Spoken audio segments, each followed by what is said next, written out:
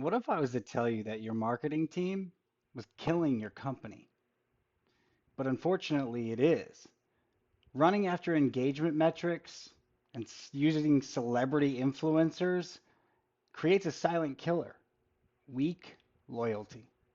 This approach damages long-term brand value and product quality.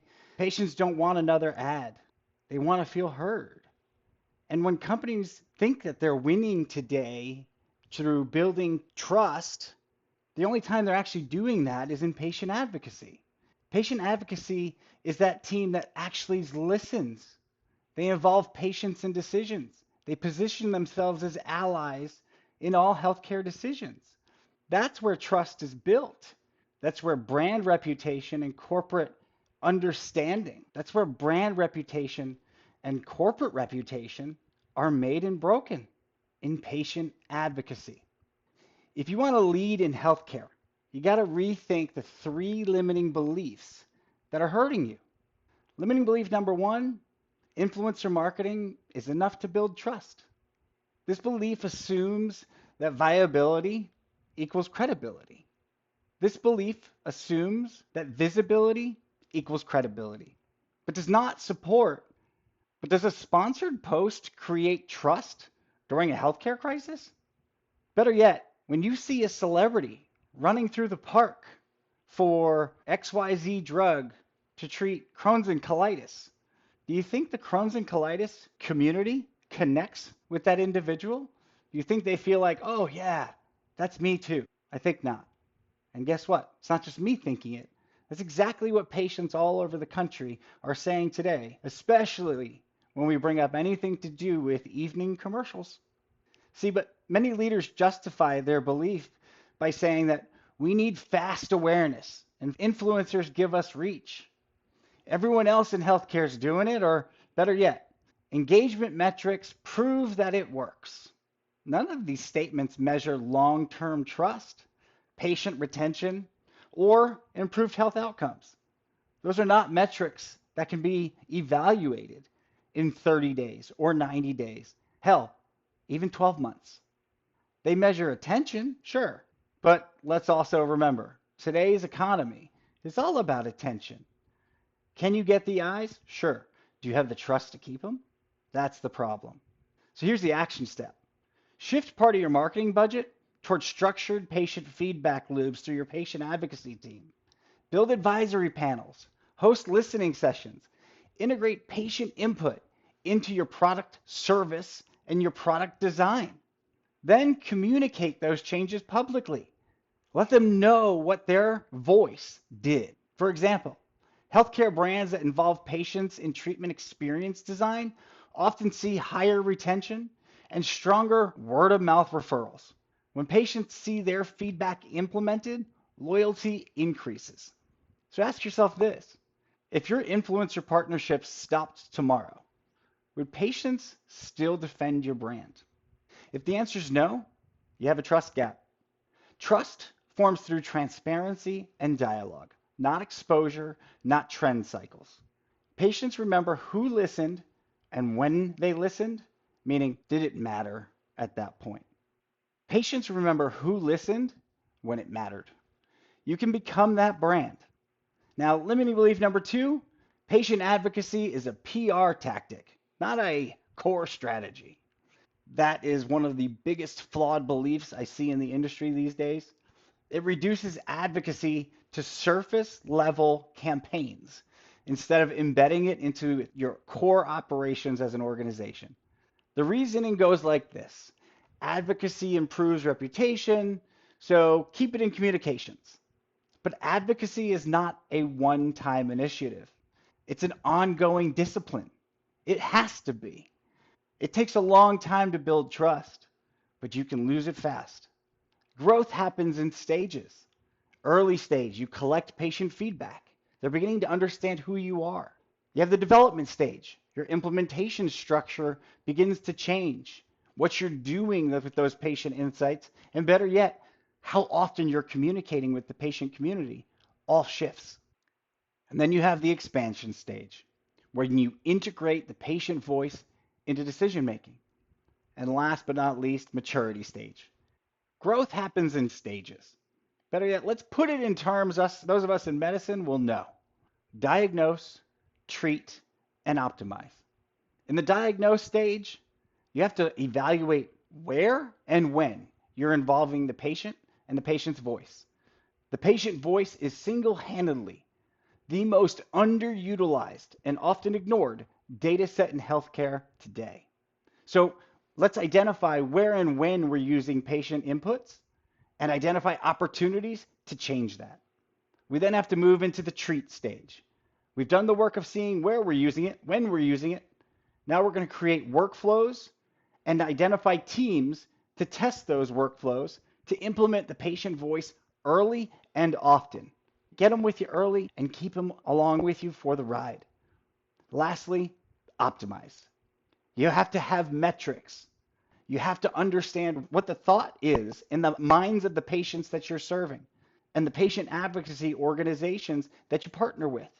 Are we executing on the core values that we as a company have set forth upon to engage the patient community? And better yet, do they understand what we're doing with their stories, with their voice, with their lived experience? That's where Optimize really comes into play.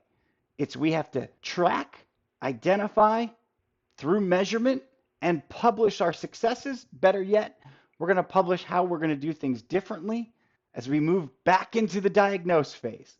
Diagnose, treat, optimize. At each phase, advocacy deepens. You're not doing advocacy. You can't do advocacy. You're becoming patient-centered. Yeah, that terminology that's been used for over 20 years by the healthcare industry.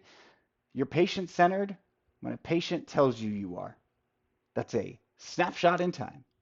So take this action. Audit your organization. Do a diagnostic phase. Where does patient input stop? At surveys? At marketing? Or does it reach true leadership decisions? One healthcare company shifted from automated marketing blasts to patient-informed messaging. They studied real patient concerns, adjusted the language, and changed support systems based off of that very feedback from the patient community they look to serve. Over time, non-compliant patients, those rates dropped and retention improved. The same was seen in their clinical trials. Patients filled trials faster and remain within that study because they were built through the eyes of patients. They did three key things. They moved patient insights beyond the marketing team, measured trust indicators, not only clicks, and trained leadership to treat patients as stakeholders. They're your customer. So look at your structure. Are patients influencing decisions, or are they only appearing in your testimonials? Advocacy is not decoration. It's direction. When you treat it as strategy, trust compounds over time.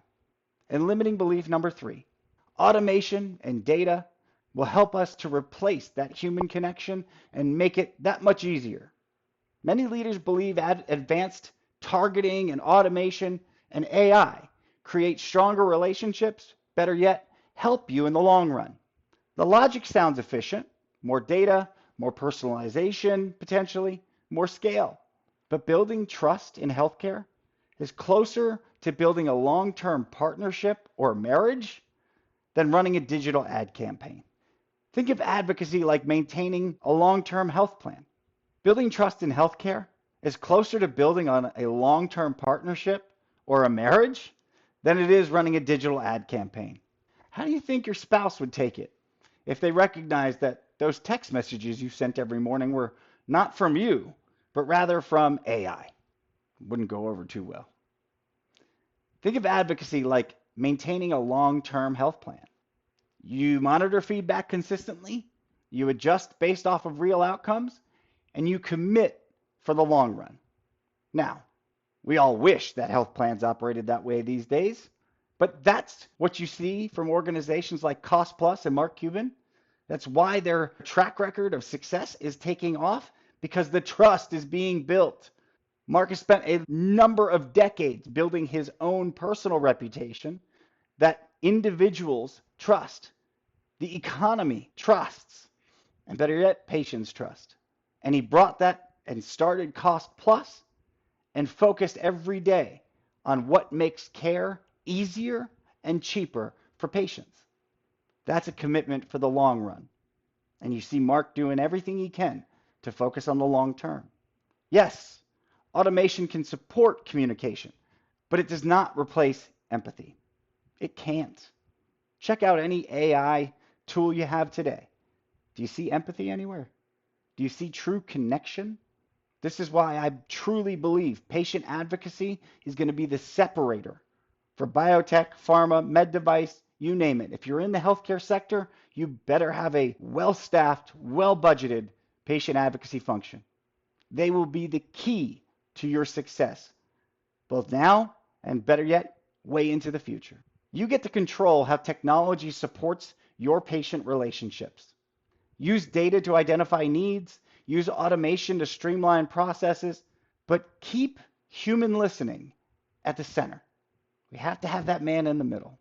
If you think you're going to create an LLM from patient stories, you're going to watch the patient community leave you behind. Commit more deeply when you see patterns in patient feedback. Actually take a step to do something about it. When concerns repeat, elevate them to leadership. When trust increases, reinforce what created it and elevate that to leadership too. Consider companies that leaned fully into automation, reactive influencer strategies as well. They gained attention, but struggled with loyalty. Meanwhile, competitors who prioritized patient dialogue built durable brands with strong value and even stronger reputations. The difference comes down to decision-making priorities. One group purchased viability, the other focused on purchasing and diving into building relationships. You got to spend your money one way. It's either going to be on increasing and chasing the visibility, or it's going to be on focusing on building those relationships. I can tell you which one's going to get you the furthest and the most bang for your buck.